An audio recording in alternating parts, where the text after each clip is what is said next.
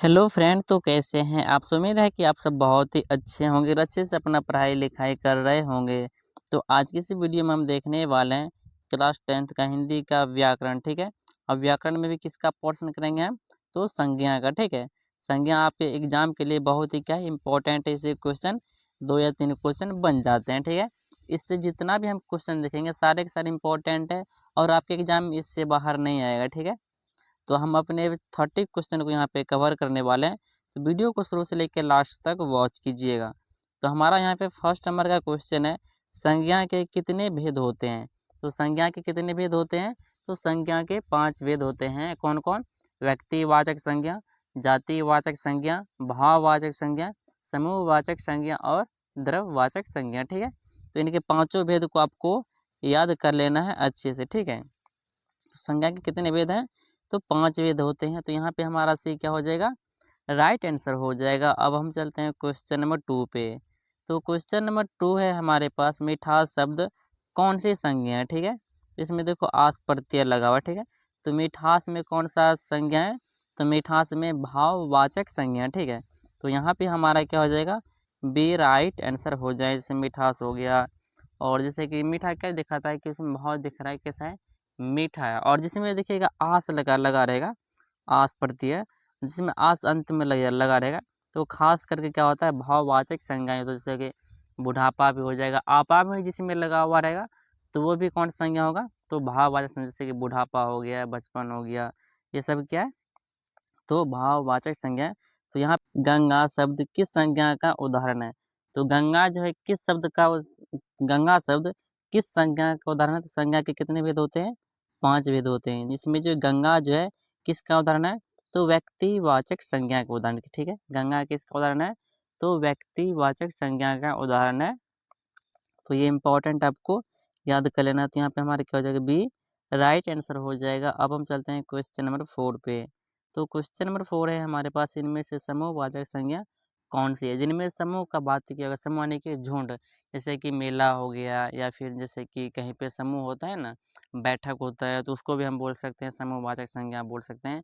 विद्यालय हो गया, वो भी समूहवाचक संज्ञा होगा कि उसमें बहुत सारे विद्यार्थी एक जगह, जैसे पुस्तकालय होता है तो वहाँ पुस्तकों का भंडार होता है, तो उसको भी हम समूहवाचक संज्ञा में रख सकते हैं। ठीक है, तो इस तरह से जैसे कोचिंग हो गया, तो वो भी हमारा क्या हो जाएगा, समूहवाचक संज्ञा हो जाएगा। जैसे मंदिर हो जाएगा, तो मंदिर में भी बहुत सारे लोग रहते हैं, पूजा पाठ करते हैं, तो उनको भी हम समूहवाचक संज्ञा के अंतर्गत रख सकते हैं। तो यहाँ पे क्या बोल रहे हैं, इनमें से कौन समूहवाचक संज्ञा है। जैसे राम, तो राम कोई नाम है तो क्या हो जाएगा, व्यक्तिवाचक संज्ञा हो जाएगा। देखिए यहाँ पे सभा, सभा क्या हो जाएगा, समूहवाचक संज्ञा हो जाएगा। बाकी क्या है, मिठास, मिठास क्या हो जाएगा, तो ये हो जाएगा भाववाचक संज्ञा, जो कि हमने ऊपर देखा है। ठीक है, तो अब हम चलते हैं किस पे, क्वेश्चन नंबर 4 पे। क्वेश्चन नंबर 4 है हमारे पास, सॉरी क्वेश्चन नंबर 4 नहीं, क्वेश्चन नंबर 5 बोल रहा है कि कलम शब्द में कौन सी संज्ञा है। कलम में जो कौन सी संज्ञा है, तो कलम क्या है, एक जातिवाचक संज्ञा। ठीक है, अब इसको हम इस नहीं बोलेंगे कि व्यक्तिवाचक में आएगा, व्यक्तिवाचक में इसलिए नहीं होगा कहीं कि कलम भी कई प्रकार के होते हैं। जैसे कि लिंग लेस्यर का होता है, अग्नि का होता है। यदि प्रॉपर बोलेगा लिंग लेस्यर कलम या फिर अग्नि का कलम, तो उसको हम किस में टिक करेंगे, व्यक्तिवाचक संज्ञा में। लेकिन यहाँ पे सिर्फ कलम पूछ रहा है, तो कलम में भी कई प्रकार होते हैं। तो कलम एक जाति है और उसमें बहुत सारे प्रकार के आते हैं, और यदि उनका प्रॉपर नाम देगा तो उसको व्यक्तिवाचक संज्ञा के अंतर्गत रखेंगे, वरना कलम बोलेगा तो हम उसको जातिवाचक संज्ञा के अंतर्गत रखेंगे। तो यहाँ पे कलम बोल रहा है तो हम जातिवाचक संज्ञा के अंतर्गत इसको रखेंगे। तो हमारा यहाँ पे एक क्या हो जाएगा, राइट आंसर हो जाएगा। अब हम चलते हैं क्वेश्चन नंबर 6 पे। तो क्वेश्चन नंबर 6 है हमारे पास, दूध शब्द किस संज्ञा का उदाहरण है। देखो जिसको हम नाप तोड़ सकते हैं, ठीक है, उसको हम नाप तोड़ सकते हैं परंतु काउंट नहीं कर सकते हैं, उसको बोलते हैं द्रव्यवाचक संज्ञा। जैसे कि लोहा हो गया, सोना हो गया, चांदी हो गया, पानी हो गया, दूध हो गया, घी हो गया, दही हो जाएगा, पानी हो जाएगा, ये सब द्रव्यवाचक संज्ञा। जैसे कि सोना को आप काउंट नहीं कर सकते हो, ठीक है, और ना चांदी को ना लोहा को, जो भी धातु होते हैं उसको हम काउंट नहीं कर सकता। अब वो जैसे कि सोने का चक्की बना हुआ है तो उसको हम काउंट कर सकते हैं, तो चक्की बना हुआ काउंट कर सकते हो। बाकी उन चक्की में यदि उसको पिघलाओगे तो कितना कितना महीन होता है, ठीक है, तो उसको हम काउंट नहीं कर सकते हैं। तो सोना हो जाएगा, यानी कि धातु मान लीजिए, जो भी धातु होगा तो द्रव्यवाचक संज्ञा के अंतर्गत आएगा। यहाँ पे क्या बोल रहा है, दूध, तो ये भी क्या है, द्रव्यवाचक संज्ञा, यानी कि ऑप्शन हमारे पास क्या हो जाएगा, बी, यहाँ पे भी राइट आंसर हो जाएगा, ठीक है। तो यहाँ पे हमारा आंसर क्या हो जाएगा, बी राइट आंसर हो जाएगा। तो अब हम चलते हैं क्वेश्चन नंबर 7 पे। बोल रहा है बुढ़ापा में कौन सा संज्ञा है।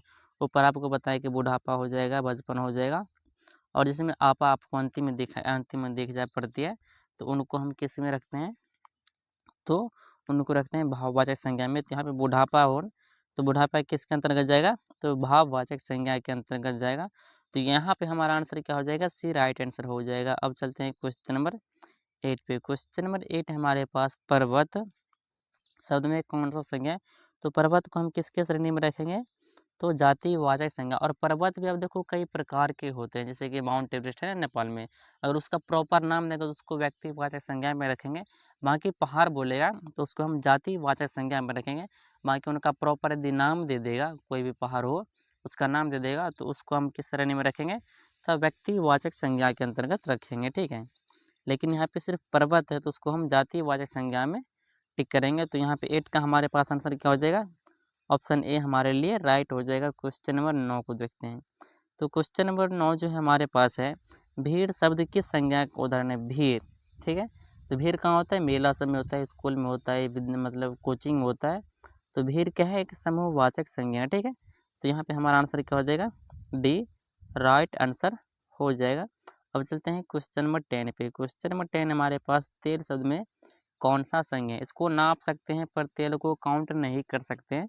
तो ये आ जाएगा किसमें, द्रव्यवाचक संज्ञा में। तो ऑप्शन यहाँ पे हमारा क्या हो जाएगा, सी राइट आंसर हो जाएगा। क्वेश्चन नंबर 11 पे चलते हैं। क्वेश्चन नंबर 11 हमारे पास किसी विशेष व्यक्ति, स्थान या वस्तु के नाम को क्या कहते हैं। देखो विशेष व्यक्ति हो या फिर स्थान हो या फिर वस्तु हो, उनके नाम को क्या कहते हैं। जब विशेष का बात करें तो उसमें चल जाएंगे व्यक्तिवाचक संज्ञा। जैसे कि हो जाएगा क्या, विशेष व्यक्ति महात्मा गांधी हो जाएगा, क्या हो जाएगा, व्यक्तिवाचक संज्ञा के अंतर्गत आ जाएगा। कोई स्थान बोले जैसे कि दिल्ली, पटना, ठीक है, तो फिर बिहार, भारत, तो किसके अंतर्गत चल जाएगा, वो चल जाएगा व्यक्तिवाचक के संज्ञा के अंतर्गत, ठीक है। या फिर किसी प्रॉपर वस्तु का भी नाम बोलते तो वो भी चल जाएगा किसके अंतर्गत, तो व्यक्तिवाचक संज्ञा के अंतर्गत, जब प्रॉपर उनका नाम आ जाए। तो यहाँ पे हमारा आंसर क्या हो जाएगा, बी राइट आंसर हो जाएगा। अब चलते हैं क्वेश्चन नंबर 12 पे। क्वेश्चन नंबर 12 आपके पास पानी शब्द की संज्ञा का उदाहरण है। तो पानी को हम नाप तोल सकते हैं पर उसको गिन नहीं सकते हैं, तो इनको भी हम द्रव्यवाचक संज्ञा के अंतर्गत रखेंगे, यानी कि ऑप्शन हमारे पास बी क्या हो जाएगा, राइट आंसर हो जाएगा। अब चलते हैं क्वेश्चन नंबर 13 पे। ईमानदारी शब्द में कौन सा संज्ञा है। तो ईमानदारी क्या है, वो एक भाववाचक संज्ञा है, ठीक है। तो ऑप्शन यहाँ पे हमारा बी क्या हो जाएगा, राइट आंसर हो जाएगा। अब चलते हैं क्वेश्चन नंबर 14 पे। क्वेश्चन नंबर 14 हमारे पास पुस्तकालय शब्द में कौन सा संज्ञा है। तो पुस्तकालय, ऊपर आपको बताया कि पुस्तकालय में पुस्तकों का भंडार होता है, तो इसलिए हम उसे समूहवाचक संज्ञा के अंतर्गत रखेंगे। तो ऑप्शन यहाँ पे जो हमारा क्या हो जाएगा, बी राइट आंसर हो जाएगा, ठीक है। तो अब चलते हैं क्वेश्चन नंबर 15 पे। क्वेश्चन नंबर 15 है हमारे पास, सोना यानी कि धातु, ऊपर आपको बताया जिक्र किया था कि सोना यानी कि कोई भी धातु हो तो किसके अंतर्गत जाएगा, तो वो जाएगा द्रव्यवाचक संज्ञा के अंतर्गत, ठीक है। तो यहाँ पे हमारा क्या हो जाएगा, यहाँ पे राइट आंसर हो जाएगा द्रव्यवाचक संज्ञा, यानी कि ऑप्शन ए हमारा क्या है यहाँ पे राइट हो जाएगा। क्वेश्चन नंबर 16 को देखते हैं। क्वेश्चन नंबर 16 हमारे पास, आम शब्द कौन सी संज्ञा है। तो आम कौन सी संज्ञा है, तो आम जातिवाचक संज्ञा है। और आम में भी कई प्रकार के होते हैं, जैसे मालदे होते हैं, फैजले होते हैं, कई प्रकार के उनके नाम होते हैं। प्रॉपर यदि नाम का बात करेंगे तो व्यक्तिवाचक, अब इसे सिर्फ आम बोल रहा है तो हम जातिवाचक के साथ जा सकते हैं। तो ऑप्शन यहाँ पे हमारा क्या हो जाएगा, ए राइट आंसर हो जाएगा।